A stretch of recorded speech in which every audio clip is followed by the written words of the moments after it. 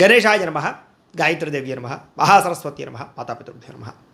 ముందుగా ప్రేక్షక వీక్షణ మహాశీలందరికీ కూడా నమస్కారం. అయితే 10వ తారీఖు మే 2026 ఆదివారం నుండి 16వ తారీఖు మే 2026 శనివారం వరకు కూడా ఈ వారం ద్వాదశ రాశుల వారికి కూడా ఎలా ఉండబోతుందో చూద్దాం. ఇక మిథున రాశి వారి యొక్క ఫలితాలు. ఈ వారం మీ గోచార గ్రహగతులు కనుక చూసుకున్నట్లయితే స్వల్ప మిశ్రమ ఫలితాలు కనపడుతూ ఉన్నాయి. మీకు భవిష్యత్తు గురించి బాగా కంగారు పడతారు, జాగ్రత్తగా ఉండండి. బాగా పెట్టుబడులు మాత్రం పెట్టగలుగుతారు. ముఖ్యమైన వస్తువులు కొంటారు. కుటుంబం కోసం కానీ పిల్లల కోసం కానీ బాగా ఖర్చులు పెట్టే అవకాశం కనపడుతుంది. ఎప్పటి నుంచి ఎదురు చూస్తున్నటువంటి రుణాలు మంజూరవుతాయి, బ్యాంకు లోన్లు మంజూరవుతాయి. తద్వారా పాత రుణాలు తీర్చగలుగుతారు. గృహాలు, వస్తువులు, వాహనాలు కొనుగోలు చేసుకోగలుగుతారు. నిరుద్యోగులకి దూర ప్రాంతాల్లోనే ఉద్యోగ అవకాశాలు ఉన్నాయి కాబట్టి జాగ్రత్త పడండి. ప్రభుత్వ ఉద్యోగస్తులకి ఉద్యోగపరంగా ఒత్తిడి బాగా ఎక్కువ కనపడుతుంది, కంగారు పడకండి.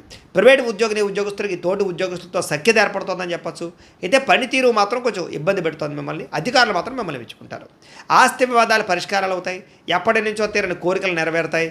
ఆరోగ్యం విషయంలో మాత్రం జాగ్రత్త తీసుకోవాలి. చిన్న అనారోగ్య సమస్యలు, దీర్ఘకాలిక రోగాల ప్రభావము, వాహన ప్రమాదాలు ఉన్నాయి, జాగ్రత్త.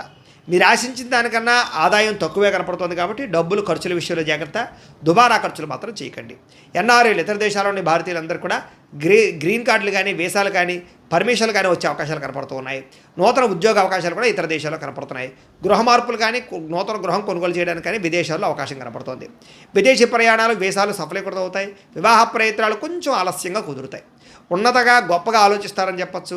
సమస్యల్ని ధైర్యంగా ఎదుర్కోగలుగుతారు. ఏ పని ప్రారంభం చేసినా తొందరగా పూర్తి చేసుకునే ప్రయత్నం చేస్తారు.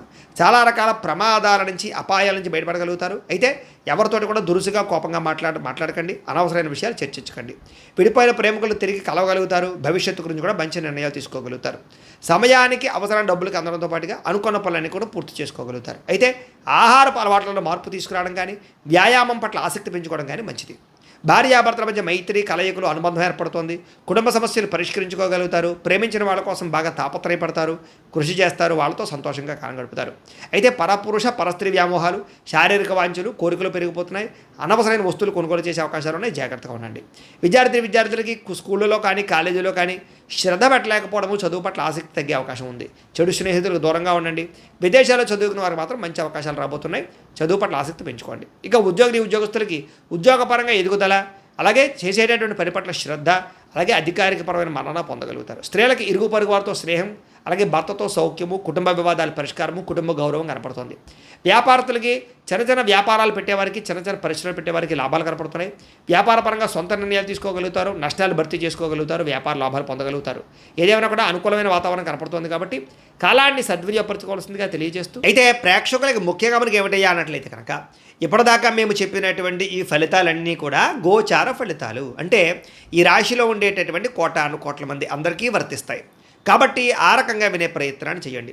ఒకవేళ మీ పర్సనల్ జాతకం అంటే మీకు ఒక్కరికి ఎలా ఉందో తెలుసుకోవాలి అన్నా, లేదా ఏదైనా సమస్యలతో ఇబ్బంది పడుతూ ఉన్నా, దానికి మీ date of birth, time, place of birth, మీ పేరు మా వాట్సాప్ నెంబర్కి మెసేజ్ పెట్టినా, లేదా మాకు ఫోన్ చేసినా కూడా మీ జాతకం ఎలా ఉందో చూసి చెప్పే ప్రయత్నాన్ని చేస్తాము. లేదా ఏదైనా సమస్యలతో ఇబ్బంది పడుతూ ఉంటే కనుక వాటికి పరిహారాలు చెప్పడం కానీ, లేదా పరిహారాలని మా పీఠంలో ఉండే బ్రాహ్మణుల ద్వారా ఈ రకంగా జపాలు అని, ఈ రకంగా హోమాలు, ఈ రకంగా మండపారాధనలు, ఈ రకంగా అభిషేకాలు నిర్వర్తింపచేసి వీటికి సంబంధించినటువంటి ప్రసాదాన్ని మీకు కొరియర్ ద్వారా పంపించే ప్రయత్నం చేస్తాం.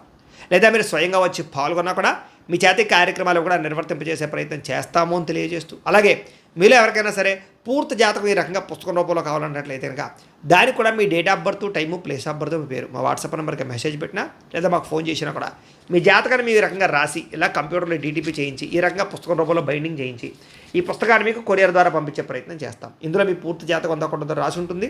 చక్కగా చదువుకోవచ్చు.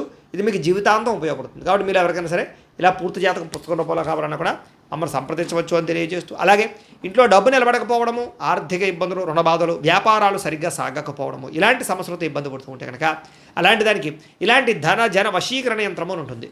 లేదా ఇంట్లో కానీ, ఉద్యోగ సంస్థల్లో కానీ, లేదా వ్యాపార సంస్థల్లో కానీ నరదిష్టి వల్ల కానీ, నరఘోష వల్ల కానీ ఇబ్బందులు పడుతూ ఉంటే కనుక అలాంటి వాటికి ఇలాంటి నరఘోష యంత్రము అని ఉంటుంది.